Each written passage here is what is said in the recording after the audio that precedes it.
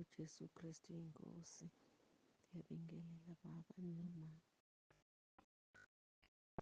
uJesu Kristu inkosi. Ngibingelela nasekhaya lezwi entabeni lukaJehova kuyabonelelwa. uJesu Kristu inkosi. Siyabonga Baba. Ungene ekhaya lezwi siyabonga. Siyazizwa iy'mfundiso zakho Baba ziyasakha kakhulu. Ngibonge nomama owangifaka ekhaya lezwi. Ngiyabonga kakhulu umama uGumede. uJesu Kristu inkosi.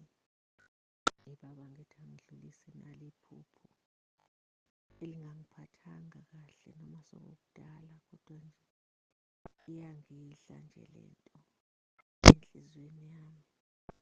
Ngake ngaphupha baba ngikomunye umuzi kuhlatshiwe.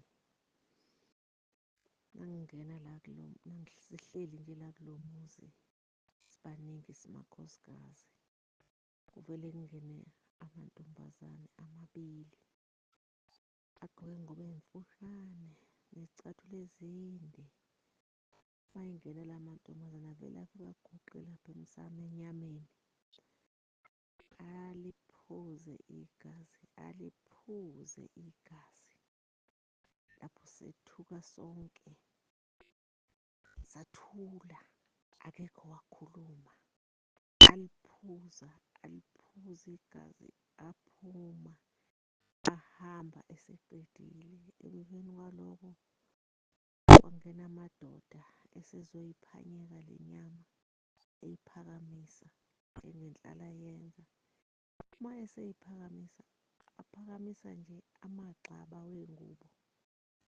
Inyama seyigugile iphelile, isiyizidwedwe nje ezidabukile nje. Eyi Baba siyabonga, siyabonga Nkosi, siyabonga ukusakha Nkosi. Siyayibonga Nkosi intshumayelo yakho. Nkosi iyasakha, siyabonga. uNkulunkulu akasigcinele wena. uJesu Kristu inkosi.